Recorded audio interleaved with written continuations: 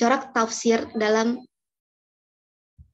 perspektif ilmu tafsir disebut lawan at-tafsir, yakni nuansa atau sifat khusus yang mewarnai sebuah penafsiran Al-Quran, yang merupakan salah satu bentuk ekspresi intelektual seorang mufassir ketika menjelaskan makna-makna ayat-ayat Al-Quran sesuai dengan keahlian dan kemampuannya.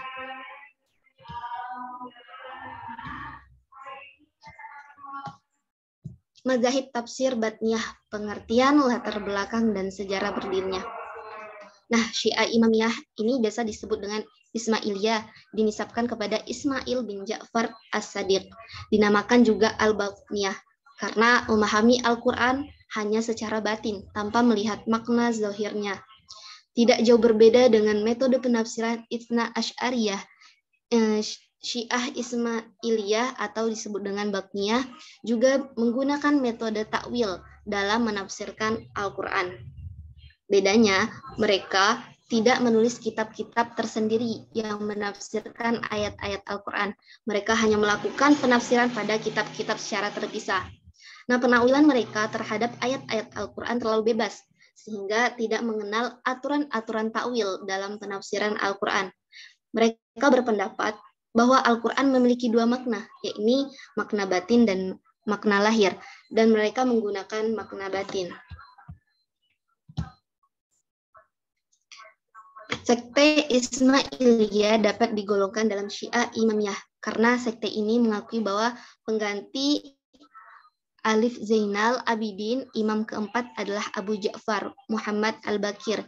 Imam kelima, kemunculan sekte Ismailiyah terjadi setelah wafatnya Abu Abdullah Ja'far As-Sadiq, imam keenam, pada tahun 1408 Hijriah. Sekte Ismailiyah yang meyakini bahwa Ismail putra Imam Ja'far As-Sadiq adalah imam yang menggantikan ayahnya sebagai imam ketujuh. Ismail sendiri telah ditunjuk oleh Ja'far As-Sadiq, namun Ismail wafat mendahului ayahnya. Akan tetapi, satu kelompok pengikut tetap menganggap Ismail adalah imam ketujuh. Kepercayaan pada tujuh imam Syiah yang terhenti pada Ismail putra Ja'far As-Sadiq menjadikan Syiah Ismailiyah disebut juga Syiah Sabiyah. Dalam beberapa riwayat dikemukakan bahwa Imam Ja'far telah berupaya untuk meyakinkan kelompok Syiah yang meyakini bahwa Ismail belum wafat. Menurut Ja'far, Ismail putranya adalah benar-benar meninggal secara jasad, yaitu hilangnya ruh dari badan. Akan tetapi masih ada kelompok yang meyakini Ismail tidak mati sebagaimana diperlakukan dengan Nabi Isa. Ismail akan hadir kembali sebagai penyelamat umat di akhir zaman. Syiah Ismailiyah juga diberi gelar dengan Al-Batniyah karena kepercayaan bahwa Al-Quran dan Sunnah mempunyai makna lahir dan makna batin. Selanjutnya akan dilanjutkan oleh Sofi Nur Izzati. Kepadanya dipersilakan.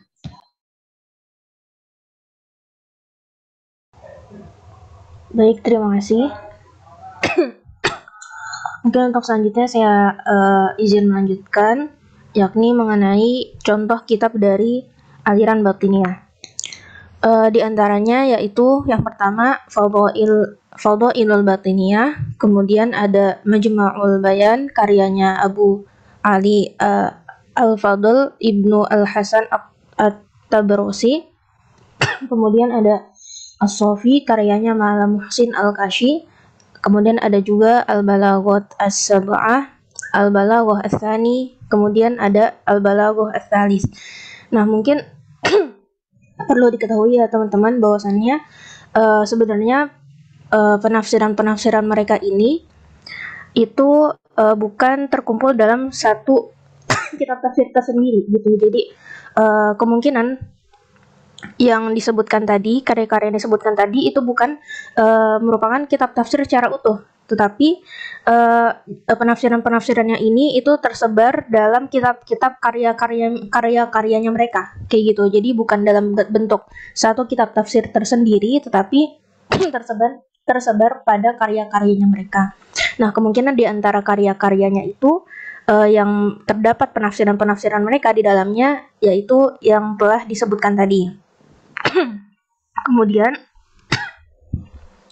contoh penafsiran mereka dalam menafsirkan Al-Qur'an, contohnya ketika menafsirkan surah Al-Hijr ayat 99 yang berbunyi wa'bud rabbaka hatta ya'tiyakal yaqin, yang artinya dan sembahlah Tuhanmu sampai datang kepadamu yang diyakini atau ajal. Nah, mereka menafsirkan al-yakin di sini itu sebagai ma'rifat takwil. Padahal makna al-yakin di sini itu, yang dimaksud al-yakin di sini itu merupakan maut atau ajal atau kematian.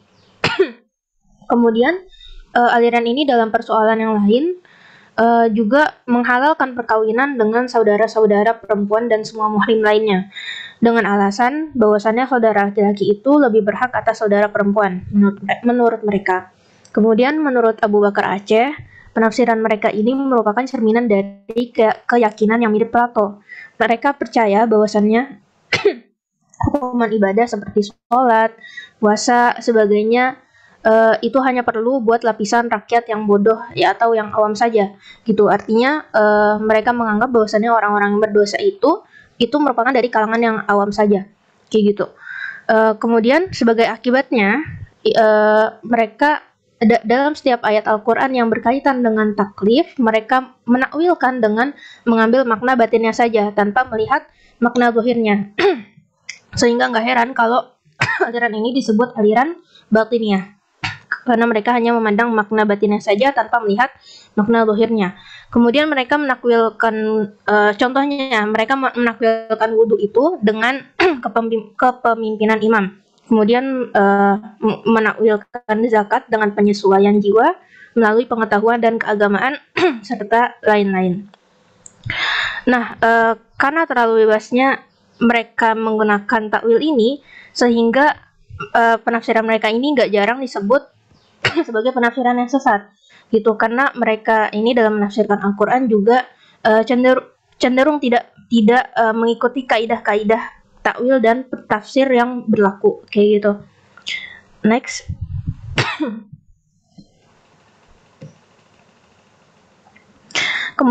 Kemudian contoh yang lainnya dalam menafsirkan Al-Quran, yaitu misalnya ayat walakum fil qisasi hayatu ya ulil albabi la'allakum tattaqun, yang artinya dalam kisos itu ada jaminan kelangsungan hidup bagimu, hai orang-orang yang berakal, supaya kamu bertakwa. Mereka menafsirkan kisos di sini itu secara keliru. Jadi mereka itu menafsirkan sebagai kisah-kisah Qur'ani. Ini jelas salah, dan penafsiran ini nggak bisa diterima, juga tidak sah, baik secara literal maupun secara teknikal atau istilahi. Dan ini juga membuktikan kedunguan seorang mufasir itu sendiri. Kemudian selanjutnya, adapun selanjutnya yakni mengenai mazhab tafsir aliran Qadianiyah. Aliran Qadianiyah ini didirikan oleh Mirza Ghulam Ahmad. Al-Qadianiyah atau yang kita kenal dengan sebutan Ahmadiyah merupakan salah satu sekte yang tidak hanya mempropagandakan dirinya sebagai organisasi Islam saja, tetapi lebih dari itu ia mempropagandakan dirinya sebagai sekte yang selamat dan merupakan simbol sejati agama ini. Lahirnya Qadianiyah ini merupakan serentetan peristiwa sejarah dalam Islam yang kemunculannya tidak terlepas dari situasi dan kondisi umat Islam pada saat itu. Kemudian sejak kekalahan Turki Utsmani dalam serangannya ke Benteng Wina tahun 1683, pihak Barat mulai bangkit menyerang kerajaan tersebut, dan serangan itu lebih efektif lagi di abad ke-18. Selanjutnya di abad berikutnya, bangsa Eropa didorong oleh semangat revolusi industri dan ditunjang oleh berbagai penemuan baru. Mereka mampu menciptakan senjata-senjata modern. Secara agresif, mereka dapat menjarah daerah-daerah Islam di satu pihak, sedangkan umat muslim sendiri masih tenggelam dalam kebodohan dan sikap yang apatis dan fatalistis. Akhirnya, Inggris dapat merampas India dan Mesir. Perancis dapat menguasai Afrika Utara, sedangkan bangsa Eropa lainnya dapat menjarah daerah Islam yang lainnya. Next. Sementara aliran Qadianiyah ini lahir pada abad ke-19 di daerah Qadian, tepatnya di India, yang mengikuti ajarannya Mirza Ghulam Ahmad Al-Qadiani yang tak lain merupakan pendiri aliran ini. Kemudian jamaah ini berdiri pada tanggal 23 Maret pada tahun 1889 Masehi. Dan pendirinya ini lahir pada tanggal 13 Februari tahun 1835 Masehi, kemudian meninggal pada tanggal 23 Maret tahun 1889 Masehi. Kemudian pada awal tahun 1882, Mirza Ghulam Ahmad ini menyatakan dirinya sebagai seorang mujaddid atau reformer atau seorang pembaharu kayak gitu. Kemudian pada tahun 1889, Mirza Ghulam Ahmad menyatakan bahwa dia menerima wahyu langsung dari Tuhannya. Yang tadinya dia mengatakan sebagai seorang mujaddid, kemudian dia setelah itu mengatakan bahwasannya dia menerima wahyu langsung dari Tuhannya dan ditunjuk sebagai Imam Mahda Al-Ma'hud atau Imam Mahdi yang dijanjikan, serta ia berpesan agar umat Islam itu berbaiat kepadanya. Adapun tujuan pertama aliran Qadianiyah ini adalah mengajak orang-orang Islam dan lainnya untuk membenarkan pengakuan Mirza Ghulam Ahmad itu sendiri yang menyatakan bahwasannya ia merupakan Al-Masih dan seorang Al-Mahdi yang ditunggu-tunggu dan dijanjikan kayak gitu. Dan perlu diketahui bahwasannya aliran ini itu menganggap orang-orang yang gak sealiran dengannya sebagai orang yang kafir kayak gitu. Sementara aliran Qadianiyah ini sendiri terbagi menjadi dua golongan, yaitu yang pertama adalah aliran Ahmadiyah Qadian yang dipimpin oleh Mirza Bashruddin Mahmud Ahmad. Nah, golongan ini berkeyakinan bahwasannya kenabian itu tetap terbuka setelah Rasulullah wafat. Jadi ia secara tidak langsung juga mengatakan dan mengakui bahwasannya Mirza Ghulam ini masih ada kemungkinan menjadi seorang nabi kayak gitu. Kemudian adapun aliran kedua, ini ada Ahmadiyah Lahore yang dipimpin oleh Maulana Muhammad Ali dan Khwaja Kamaluddin yang berkeyakinan bahwasannya pintu kenabian setelah Nabi Muhammad SAW telah tertutup. Yang artinya aliran kedua ini nggak mengakui adanya nabi setelah Nabi Muhammad. Jadi bahwasannya golongan ini hanya mengakui bahwasannya Mirza Ghulam ini bukan seorang nabi, melainkan hanya seorang mujaddid atau seorang tokoh pembaharu saja kayak gitu. Mungkin itu saja. Untuk selanjutnya saya serahkan kepada Tazkiyatun Nufus. Ada di sini.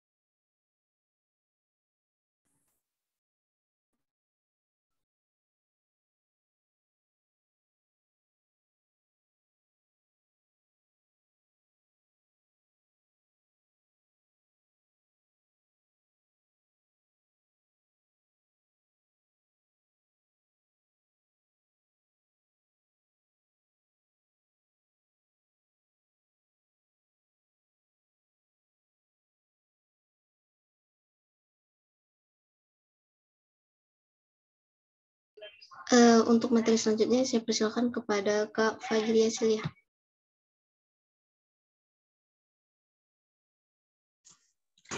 Ya, selanjutnya adalah contoh ayat dan isi penafsirannya.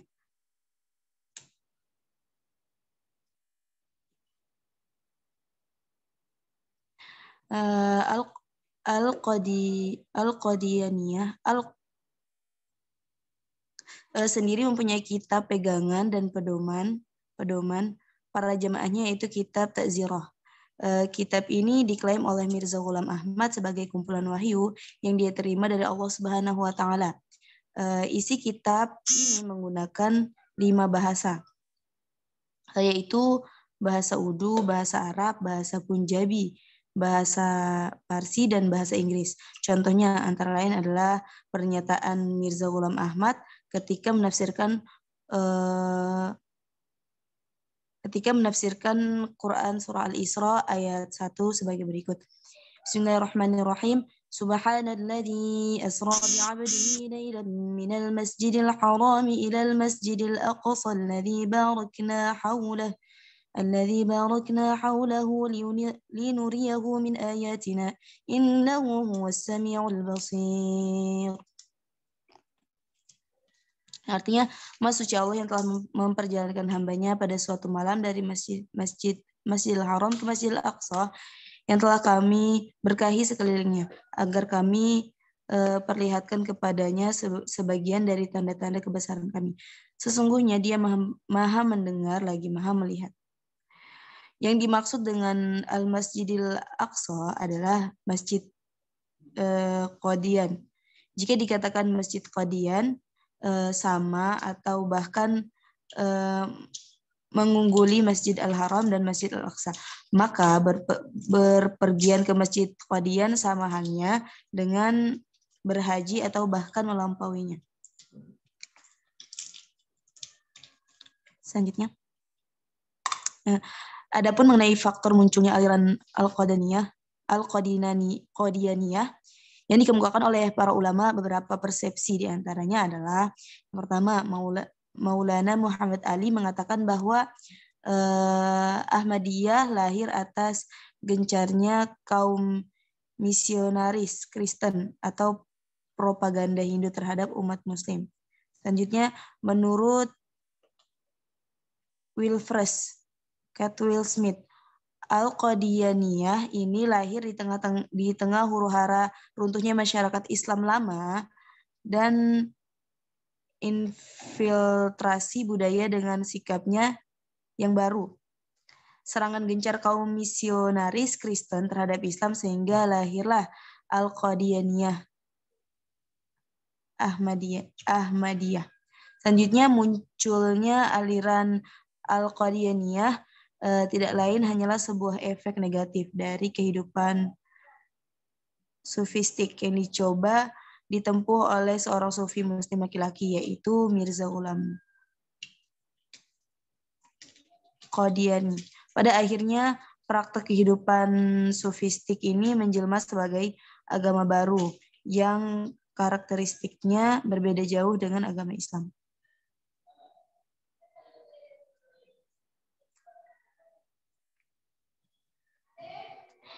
Selanjutnya, membaca penafsiran semacam ini tentu sangat menggelikan. Beberapa tidak secara tekstual dan kontekstual.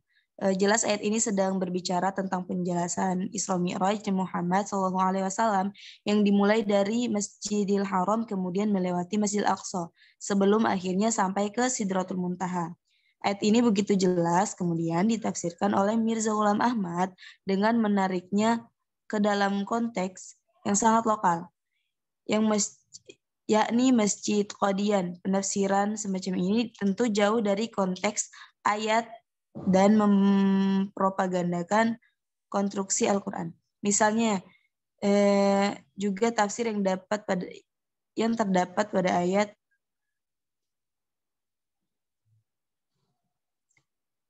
wa khatmin nabiyyin.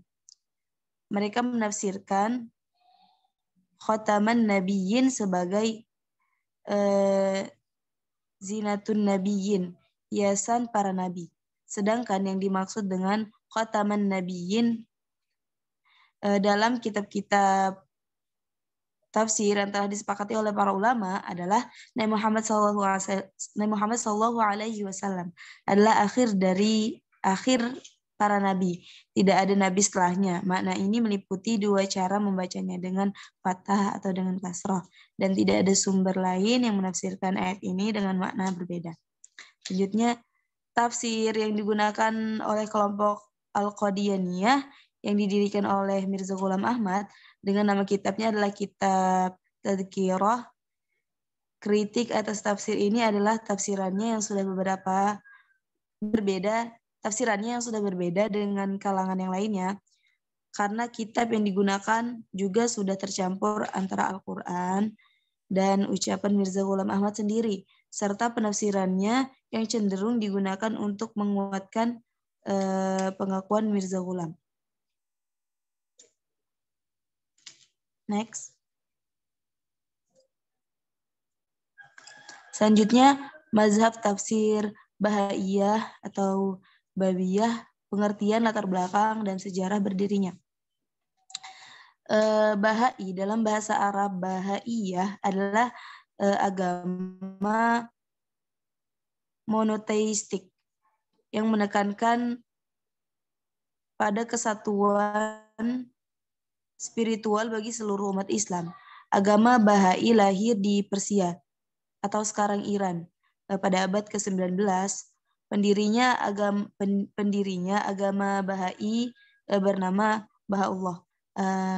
Awal abad ke-21, jumlah penganut Bahai mencapai sekitar 6 juta orang yang berdiam di lebih dari 200 negara di seluruh dunia.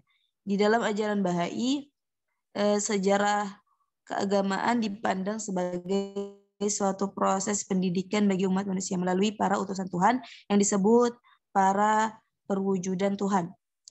Bahaullah dianggap sebagai perwujudan Tuhan yang terbaru. Dia mengaku sebagai pendidik ilahi yang telah dijanjikan bagi semua umat. Dia menyatakan misinya adalah untuk meletakkan fondasi bagi persatuan seluruh dunia serta memulai zaman perdamaian dan keadilan. Bahaullah wafat pada tahun 1892 di Bahji yang berada di Tanah Suci pada tahun 1911 atau 1913. Abdul Baha melakukan perjalanan ke Mesir, Eropa, dan Amerika. Dia mengumumkan misi Bahaullah mengenai perdamaian dan keadilan sosial pada umat semua agama.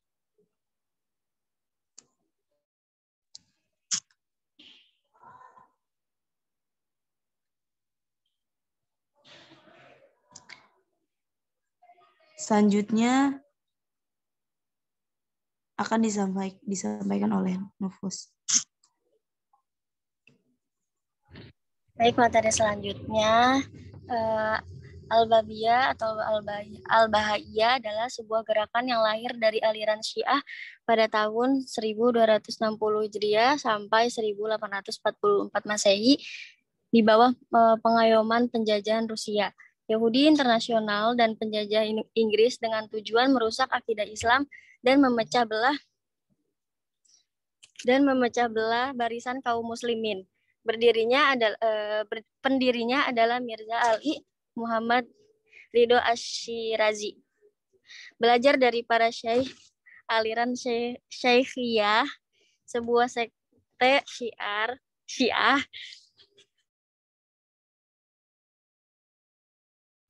Pada saat itu berusia 6 tahun. Lalu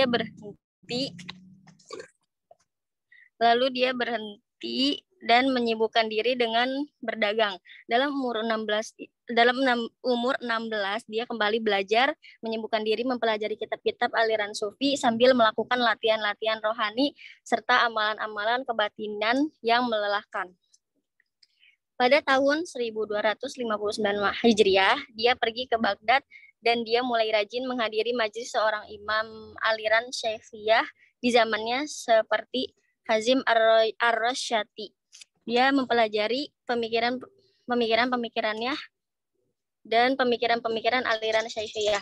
Di majelis Ar-Rasyati, seorang intelijen Rusia Keinat Wolki mengenalnya. Orang ini berpura-pura masuk Islam dengan nama Isa An-Nukarani. Selanjutnya orang ini mulai mempengaruhi hadirin di majelis Ar-Rasyati bahwa Mirza Ali Muhammad Ash-Shirazi ini adalah Imam Mahdi yang ditunggu-tunggu. Pada tahun 1266, Mirza Ash-Shirazi ini mengaku bahwa Tuhan bersemayam pada dirinya. Namun akhirnya dia berpura-pura bertaubat setelah para ulama mengecamnya dan membuka kedoknya. Namun para ulama tersebut tidak mempercayai taubatnya. Karena dia terkenal penakut dan tidak berani berhadapan langsung. Akhirnya dia dihukum mati pada 27 Syaban tahun 1266 Hijriah. Next.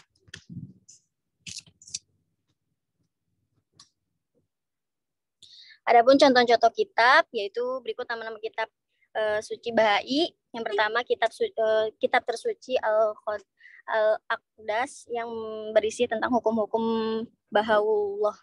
Kedua, kitab Al-Iqan berisi penjelasan tentang kedatangan Bahaullah. Ketiga, kalimat tersembunyi berisi bimbingan hidup yang ditulis oleh Bahaullah ketika di pengasingan. Kemudian yang keempat, buku doa berisi berbagai macam doa kepada Tuhan Yang Maha Esa, seperti doa sembahyang wajib, doa untuk pertumbuhan rohani, menghadapi coba-cobaan, doa untuk keluarga, doa pagi dan petang, dan doa untuk orang yang meninggal, dan doa pengampunan. Kemudian yang kelima, himpunan petikan tulisan suci Bahaullah yang berisi kumpulan petikan dari tulisan suci Bahaullah yang diterjemahkan ke dalam bahasa Indonesia. Contoh ayat dan isi penafsirannya, kelompok ini termasuk pendahulu kaum Batiniyah sehingga masih termasuk kelompok Syiah Ismailiyah. Nama Babiyah dinisbatkan kepada Mirza Ali Muhammad Ash-Shirazi, sedangkan Bahaiyah dinisbatkan kepada Bahaullah gelar Mirza Hussein Ali. Kelompok ini menggunakan metode takwil. Adapun contohnya yakni ketika menafsirkan surah Yusuf ayat 4 yang berbunyi Ilqala Yusuf li abihi ya abati inni ra'aitu ahada asyara kabaw wasyamsa wal qamara ra'aituhum li sajidin. Yang artinya, ingatlah ketika Yusuf berkata kepada ayahnya, "Wahai ayahku, sesungguhnya aku bermimpi melihat sebelah bintang, matahari dan bulan. Kulihat semuanya sujud kepadaku."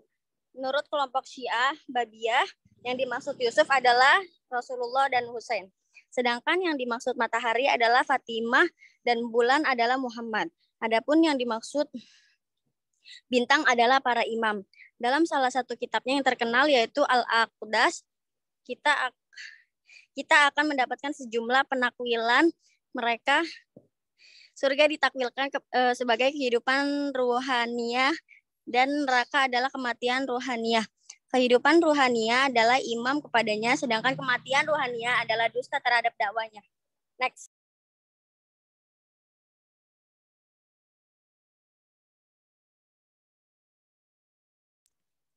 Jadi kesimpulannya, Madzhab at-tafsir berasal dari bahasa Arab yang secara harfiah dapat diartikan aliran penafsiran Al-Quran.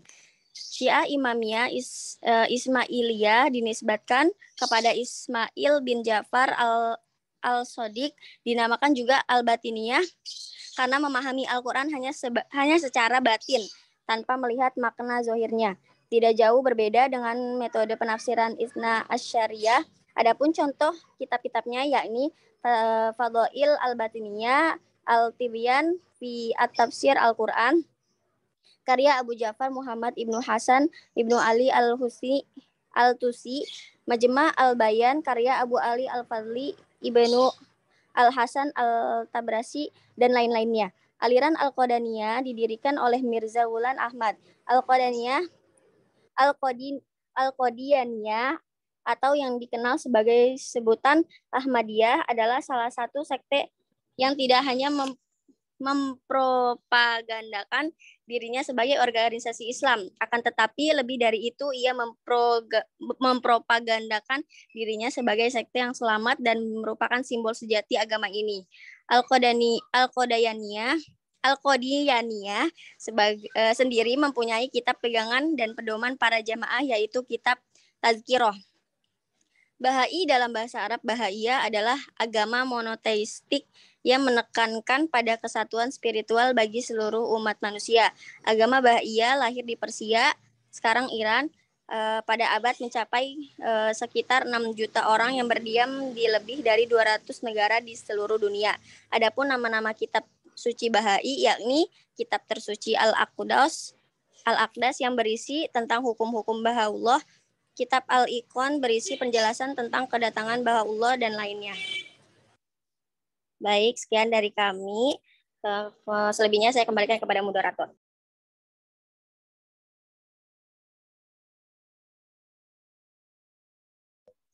Baik, terima kasih kepada pemateri yang telah memaparkan materinya. Untuk sesi selanjutnya, yakni sesi tanya jawab. Kepada teman-teman yang ingin bertanya, dipersilahkan.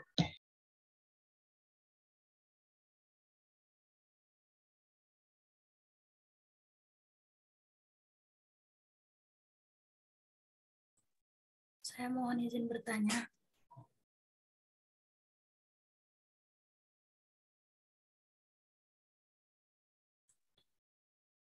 Apa karakteristik dari tafsir kelompok Batiniyah, Qadaniyah, dan Bahaiyah ini? Terima kasih.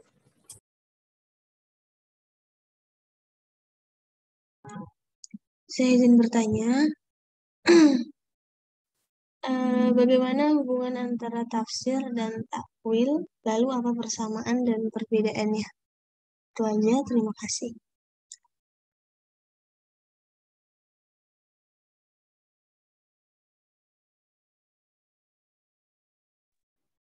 Saya izin bertanya, bagaimana cara kaum Batiniyah ini mengajak orang untuk mengikuti alirannya? Baik, terima kasih kepada yang telah bertanya. Untuk selanjutnya, kepada teman-teman pemakalah, jika ingin menjawab, dipersilakan.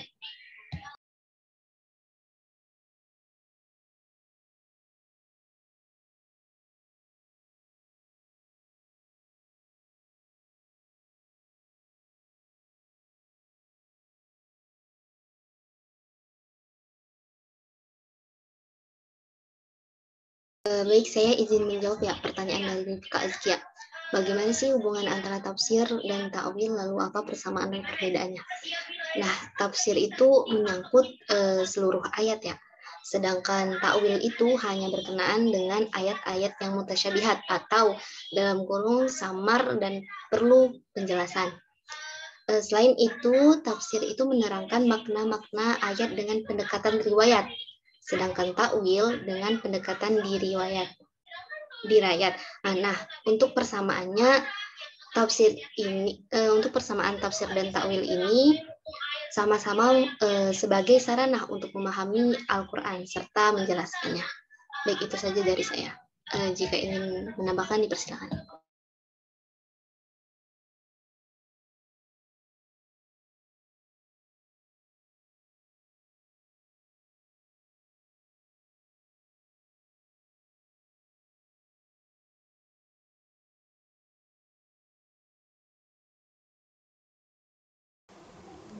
Mungkin saya mencoba menjawab ya pertanyaan dari Ukti Lutfia tadi terkait karakteristik dari penafsiran ketiga golongan tadi. Itu karena mereka ini apa ya, ajarannya udah sebenarnya udah beda jauh banget sama ajaran Islam itu sendiri. Bahkan ada beberapa di antaranya itu ada yang termasuk masih golongan Syiah kayak gitu kan. Kayak tadi contohnya golongan Batiniyah tadi yang merupakan Syiah Ismailiyah kalau nggak salah tadi ya. Terusnya apa tadi juga ajarannya tuh bahkan saking berbedanya, bahkan itu diakui sebagai ajaran tersendiri, sebagai agama baru kayak gitu. Jadi dapat kalau karakteristiknya dapat dilihat dari ajaran dan pemikiran mereka sendiri kayak gitu. Yang diantaranya ini karena tadi diantaranya ada yang Syiah juga gitu ya. Jadi mereka ini dalam menafsirkan pastinya cenderung kepada imam-imam mereka kayak gitu, kepada imam mereka, kepada pendirinya kayak gitu, kepada pendiri golongan mereka. itu cenderung kemudian pasti cenderung membela ajarannya, kayak gitu, membela ajaran mereka. Kemudian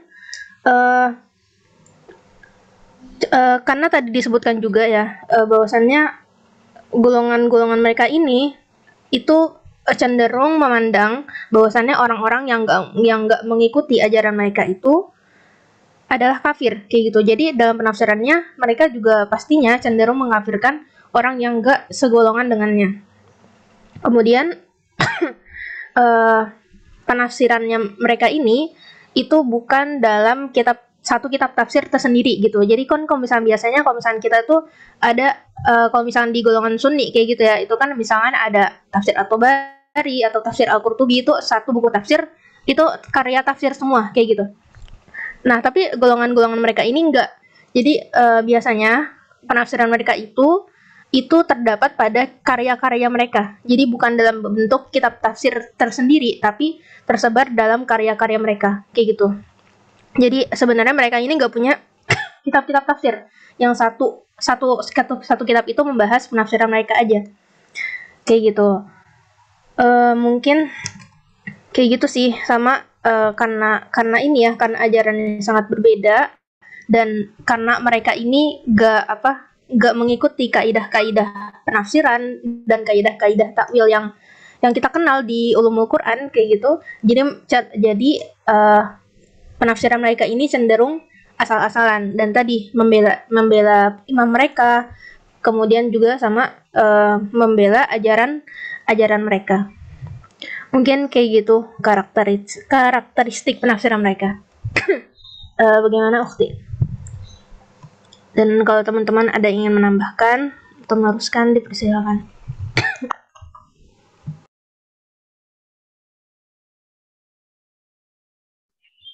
Baik, terima kasih Sofi. Saya izin menjawab pertanyaan dari Rini Raja ini ya, bagaimana cara kaum Batiniah ini mengajak orang untuk mengikuti alirannya. Nah, mereka ini pertama itu membedakan antara orang yang mudah diajak sama orang yang mudah diajak dan orang yang sulit diajak. Kadang orang yang mudah diajak ini tuh orang awam ya. Terus orang yang sulit diajak ini tuh meliputi kaum terpelajar. Mereka akan melihat tabiatnya dulu terlebih dahulu, siapa yang mereka hadapi. Apabila tabir orang ini tuh condong kepada sikap zuhud, maka mereka segera mengajaknya berbuat amanah, jujur, dan meninggalkan syahwat.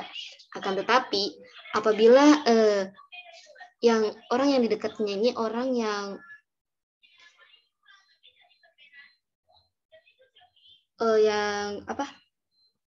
condong kepada kejelekan seperti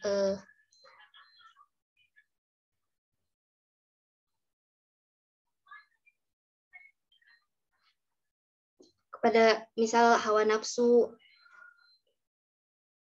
terus orang yang mengumbar syahwat gitu. Nah, mereka itu menegaskan bahwa ibadah itu merupakan suatu kebodohan. Sikap waro adalah keduguan, kata mereka. Dan seorang dikatakan cerdas itu kalau dia mau menanggapi kesenangan dunia gitu.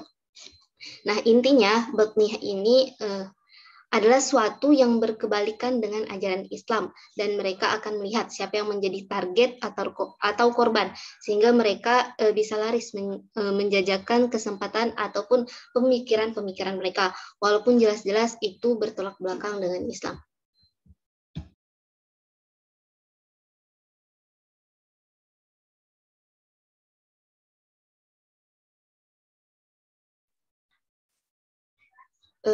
Untuk selanjutnya saya buka sesi pertanyaan kedua kepada teman-teman yang ingin bertanya, dipersilakan. Saya izin bertanya, apakah tafsir Batiniah, Qadianiyah, dan Bahaiyah ini boleh kita gunakan? Jika boleh digunakan, mohon berikan penjelasannya. Dan jika tidak boleh pun, mohon penjelasannya. Terima kasih.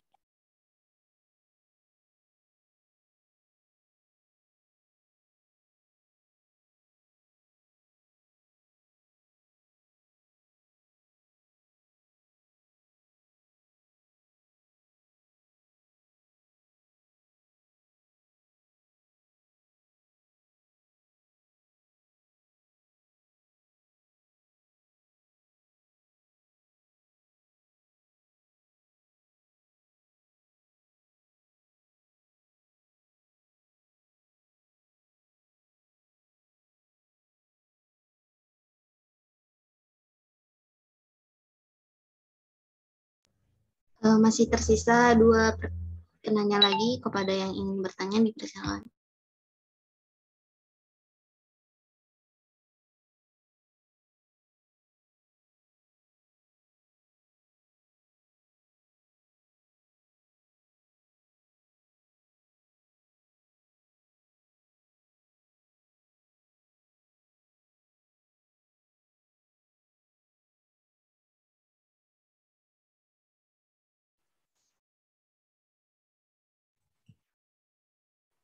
Saya izin bertanya, apa perbedaan mazhab tafsir Batiniyah dan mazhab tafsir Syiah? Sedangkan kan tafsir Batiniyah ini berasal dari salah satu alirannya Syiah. Mohon dijelaskan. Terima kasih. Baik, terima kasih.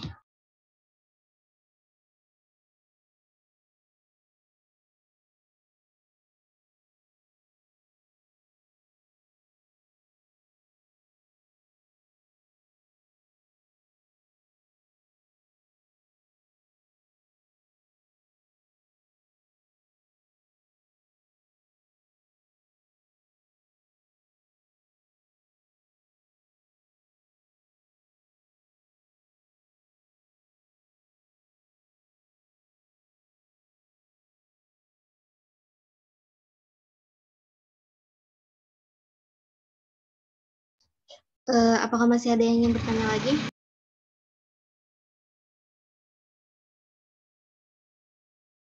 Masih 1 pertanyaan, dipersilakannya yang ingin bertanya.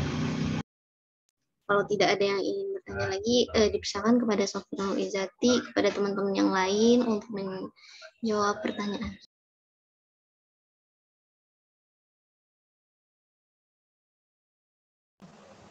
Baik, mungkin sambil menunggu pertanyaan yang lain ya, saya izin menjawab dulu pertanyaan dari Safira Suci tadi terkait apakah penafsiran golongan yang tadi sudah dijelaskan itu boleh dipakai atau enggak kayak gitu ya. Kemudian sebutkan alasannya juga. Nah, kalau menurut saya pribadi itu mungkin kalau untuk dijadikan sebagai bahan pembelajaran kayak gitu ya, itu masih boleh kayak gitu. Jadi kayak kita nih, ini kan kita ngebahas gara-gara buat jadi pembelajaran buat kita, biar kita tahu bahwasannya tafsir golongan mereka ini kayak gini gitu, dan tafsir mereka ini tergolong sebagai yang sesat, itu kayak gini loh kayak gitu. Karena kalau misalkan kita nggak tahu perbedaan yang antara yang Mahmud dengan yang Madmum, itu juga kan kita jadi nggak bisa bedain kayak gitu ya. Jadi agar bisa membedakan, pastinya dicantumkan kedua penafsiran tersebut kayak gitu dulu. Jadi agar kita bisa membandingkan dan bisa membedakan. Sepertinya kalau misalnya untuk pembelajaran kayak gitu masih boleh, tetapi kalau untuk dijadikan hukum atau semacamnya kayak gitu, itu menurut saya sepertinya nggak boleh, atau bahkan memang sangat tidak boleh gitu ya. Apalagi kan kita itu juga punya imam-imam kita, yang imam-imam Sunni yang sudah banyak karya-karya tafsirnya. Jadi untuk merujuk ke mereka kayak gitu. Mungkin kalau misalnya buat jadi pembelajaran mah masih diperbolehkan. Kemudian kenapa sih alasannya tafsir golongan mereka ini jadi nggak boleh kayak gitu? Itu mungkin beberapa di antaranya mengingat ajaran mereka ini sangat berbeda jauh gitu dengan ajaran Islam itu sendiri kayak gitu. Kayak tadi kan contohnya di antara mereka juga ada yang termasuk dari golongan Syiah kayak gitu. Itu misalkan kayak tadi Batiniyah itu kan sebenarnya dia disebut Batiniyah gara-gara dia itu menafsirkan Quran dengan makna batinnya saja, tidak dengan makna yang tidak dengan melihat makna yang zahirnya. Tetapi sebenarnya ada beberapa riwayat yang mengatakan bahwasannya ini itu yang dimaksud Batiniyah itu merupakan sekte dari Syiah itu sendiri gitu. Jadi sektenya Syiah salah satunya ada Syiah Ismailiyah kayak gitu. Itu masih jadi kenapa masih Syiah? Soalnya dia salah satu sekte dari Syiah itu sendiri kayak gitu. Nah, mengingat apalagi banyak yang tadi di golongan yang lain itu, bahkan beberapa di antaranya juga saking berbedanya dengan Islam, itu bahkan beberapa di antaranya disebut sebagai itu agama baru kayak gitu. Jadi itu bukan Islam kayak gitu. Nah, dari sini dari ajarannya saja mungkin kita sudah tahu bahwasannya udah sesat kayak gitu. Jadi sepertinya nggak mungkin banget penafsirannya dipakai buat kita kayak gitu ya. Kemudian dari ajaran-ajarannya yang cenderung membela golongan dengan imam-imamnya, itu sudah menunjukkan bahwasannya tafsir ini sebenarnya nggak boleh kita gunakan kecuali untuk jadi pembelajaran atau buat tadi pembelajaran dan membandingkan agar kita tahu bahwasannya tafsir ini adalah tafsir yang madbum misalkan kayak gitu. Kemudian alasan yang kedua ini tuh, jadi kenapa nggak boleh dipakai? Kenapa penafsiran ini nggak boleh dipakai? Karena mereka ini menafsirkan Al-Quran itu nggak nggak mengindahkan kaidah-kaidah tafsir yang ada gitu. Jadi mereka menafsirkan asal aja. Jadi nggak kan kalau misalkan kita dalam menafsirkan itu dikenal ada langkah-langkahnya kayak gitu ya. Ada kaidah-kaidahnya yang harus ditaati untuk menafsirkan Al-Quran itu sendiri. Tapi mereka ini nggak menggunakan kaidah-kaidah itu. Jadi sudah ini ya, sudah terlihat, sudah kita ketahui bahwasannya kalau nggak pakai kaidah tafsir yang ada yang berlaku, itu termasuk tafsir yang madmum kayak gitu, tafsir tercela, tandanya nggak boleh dipakai sama kita.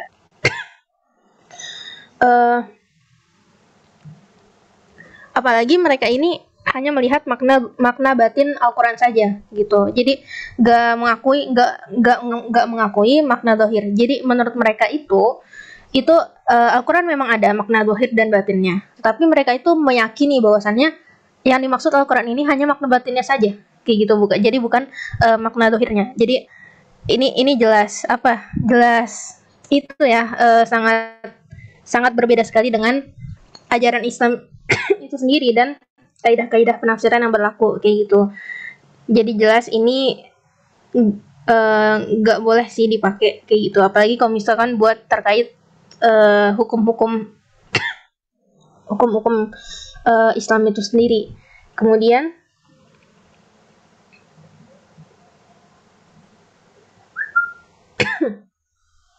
oh ya, bahkan kenapa ini juga nggak boleh digunakan? Bahkan tadi ya, kalau misalkan tadi kita tuh ngelihat yang penafsiran Qadianiyah tadi, yang aliran kedua tadi, Qadianiyah itu mereka menafsirkan bukan dari Al-Quran kayak gitu. Jadi mereka itu gimana ya, punya kitab tersendiri kayak gitu. Jadi tadi kalau nggak salah namanya itu kitab Tadhkirah. Jadi kitab Tadhkirah ini sudah tercampur antara Al-Quran itu sendiri dengan perkataan si pendirinya tadi, si Mirza Ghulam Ahmad tadi. Jadi mereka menafsirkan Al-Quran dari situ. Nah, sumber penafsirannya saja sudah berbeda gitu ya, bukan Al-Quran lagi. Nah, ini sudah jelas sesat sih ya. Udah jelas sesat. Jadi nggak boleh dipakai kayak gitu. Kecuali hanya untuk pembelajaran dan perbandingan saja gitu. Jadi biar kita tahu bahwasannya ini adalah tafsir yang sesat. Kan kita nggak bakal tahu ya kalau misalkan tafsir ini sesat kalau nggak kita kaji, nggak kita bahas, kita nggak tahu ilmunya kayak gitu. Dan kayak gitu intinya. Makanya tafsir ini menurut saya nggak diperbolehkan. Intinya kayak gitu, kecuali hanya untuk pembelajaran dan perbandingan saja.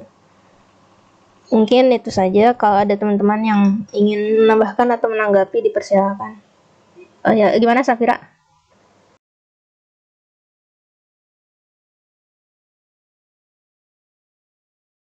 Baik, terima kasih Sofi penjelasannya.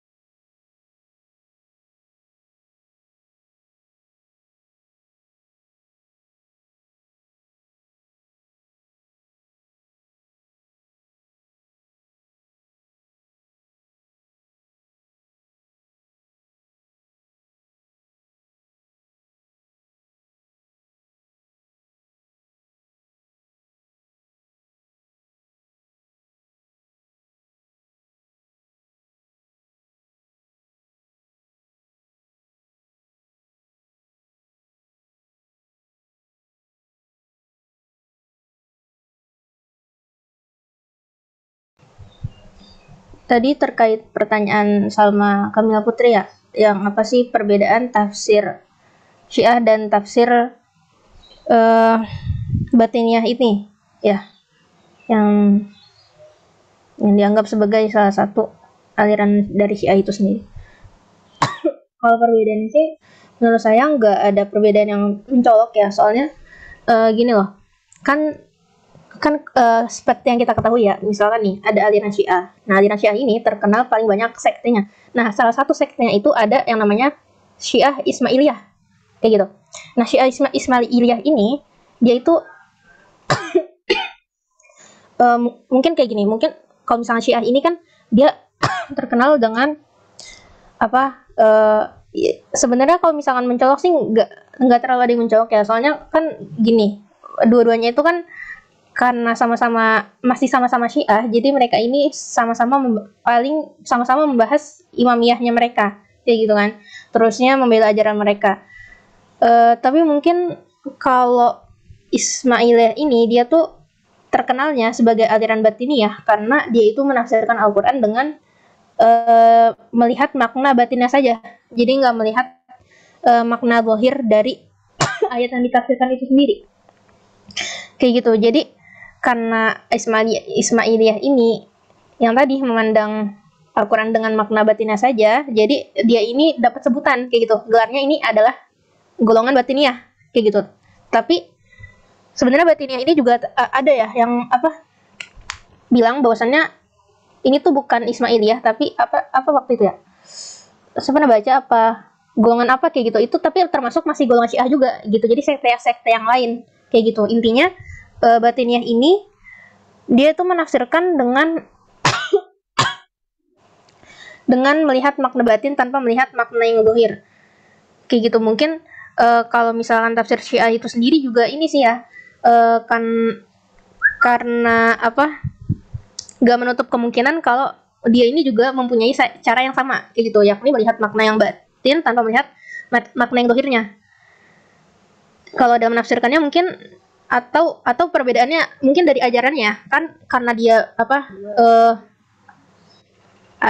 banyak sektenya kayak gitu, dan masing-masing sekte ini kan ada yang terkenal ekstrim, ada yang terkenal agak moderat, kayak gitu kan. Banyak kayak gitu. Mungkin karena dia sektenya berbeda, jadi mungkin yang membedakan itu adalah dari ajaran dan pemahaman mereka sendiri kayak gitu. Mungkin kalau misalkan dari cara menafsirkan masih sama ya, dan apalagi karakteristik penafsirannya itu masih sama karena sama-sama golongan Syiah. Jadi kan gimana ya, mungkin yang membedakan itu sebenarnya kan dia ini masih golongan Syiah kayak gitu ya. Mungkin yang malah yang bedanya itu yang sekte Syiah yang lain kayak gitu, bukan Syiahnya itu sendiri kayak gitu. Jadi kan ini kan dia masih Syiah kayak gitu. Jadi ya udah dia Syiah kayak gitu. Sebenarnya yang gak ada bedanya sih, kan dia sektenya Syiah. Mungkin yang menjadi perbedaan itu sekte yang lain tapi masih sektenya Syiah kayak gitu. Maksudnya paham gak nih? Kalau aku sih kayak ngarahnya mikirnya ke situ kayak gitu ya, karena dia ini masih sektenya Syiah gitu, jadi mungkin gak terlalu ada perbedaan mencolok kayak gitu ya. Jadi Syiah itu mungkin secara besarnya dan yang anak-anaknya tuh kayak dia tuh terbagi-bagi gitu. Jadi bagian besar kemudian dia terbagi-bagi, tapi dia itu masih Syiah kayak gitu. Kan namanya Syiah Ismailiyah. Kayak gitu mungkin. Ini kan kita udah belajar tuh mazhab tafsir Syiah itu sendiri. Terus kenapa sekarang dia harus dibedakan gitu, batiniyah? Paham nggak? Misalkan dia sama-sama Syiah, kenapa nggak mencakup di Syiah kemarin itu aja gitu? Kenapa dia harus dibuatkan subbab sendiri? Saya ingin menambahkan sedikit ya. Mungkin ini yang membedakan mereka tuh dari corak-coraknya juga, terus para tokoh-tokohnya juga kali ya. Terus kalau misalkan tafsir Syiah ini itu lebih condong dengan corak seperti simbolik atau tafsir Ar-Ramzi. Sedangkan Batiniyah itu dia lebih menggunakan corak ini.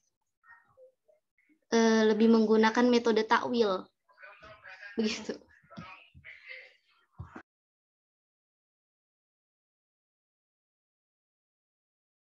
Terus Batiniyah ini kan terkenal dengan dia lebih menafsirkan secara batin dan ini ya, batin dan apa sih?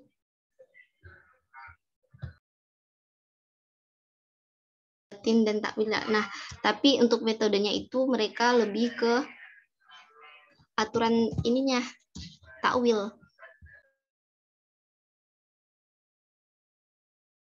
Mereka memakai corak tafsir dengan aturan takwil, tetapi kelompok Syiah ini tuh tidak memiliki satupun, tidak apa ya, mengabaikan aturan takwil meskipun mereka memakai corak takwil. Jadi itu menurut saya mungkin yang membedakan para tokohnya atau dari corak-coraknya. Makanya dari Syiah ini mempunyai banyak anak-anak mazhabnya sendiri lagi.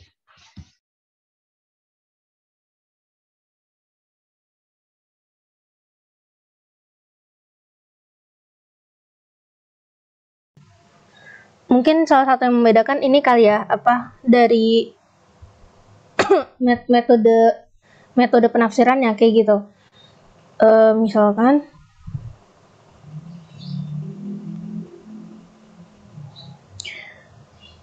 jadi tadi tuh sempat baca juga bahwasannya apa, misalkan nih dalam tafsir Syiah, misalkan dalam Syiah ini kan banyak aliran kan, dan kemudian aliran ini itu disebutkan bahwasannya punya metode-metode tersendiri kayak gitu dalam menafsirkannya.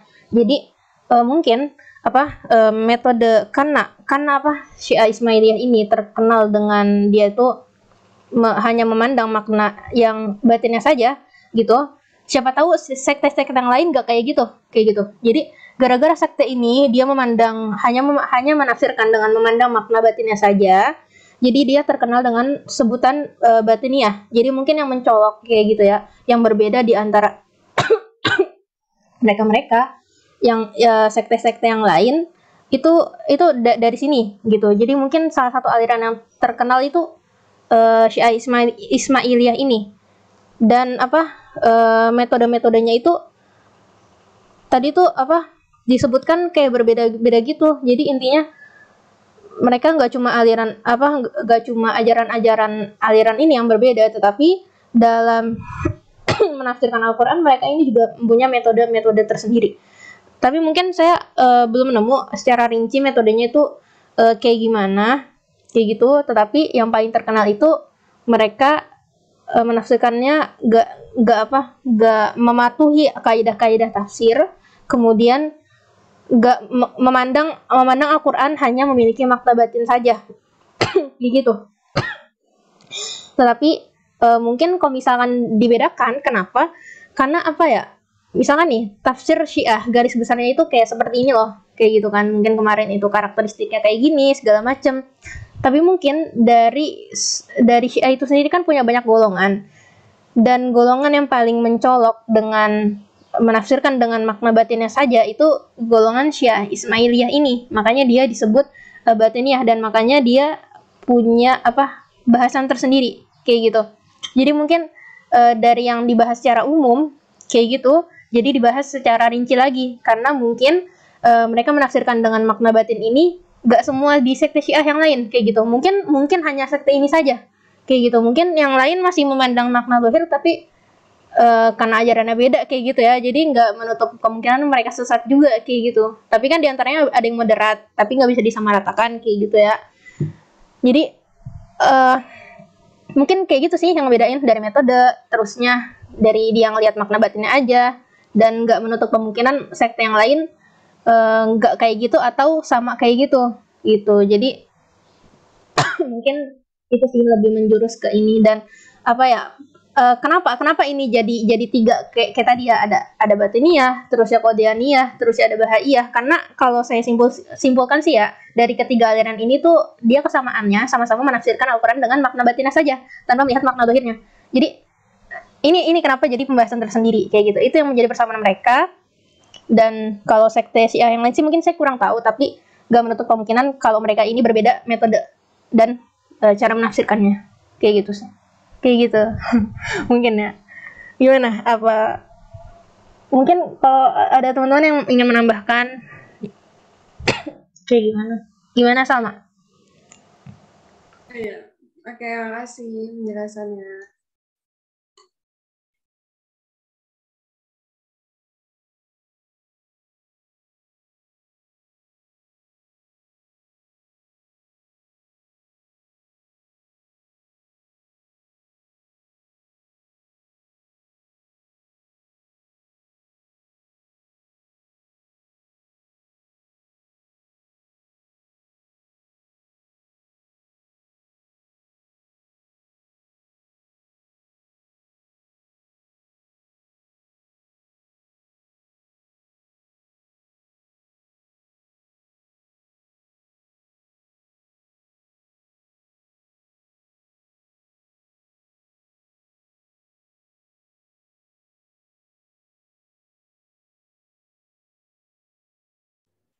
Baik, kepada teman-teman, apakah masih ada yang ingin bertanya?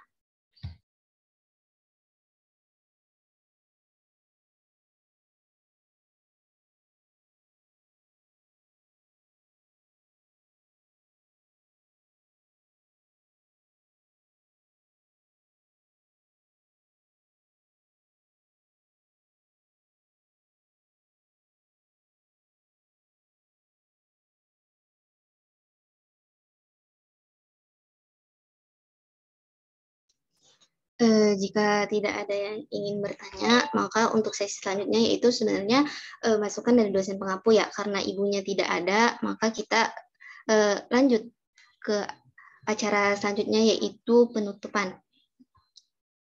Untuk mari mempersingkat waktu. Mohon maaf jika ada kesalahan dari jawaban kami, mungkin ada yang kurang memuaskan. Kami mohon maaf sebesar-besarnya. Assalamualaikum warahmatullahi wabarakatuh. Waalaikumsalam warahmatullahi wabarakatuh.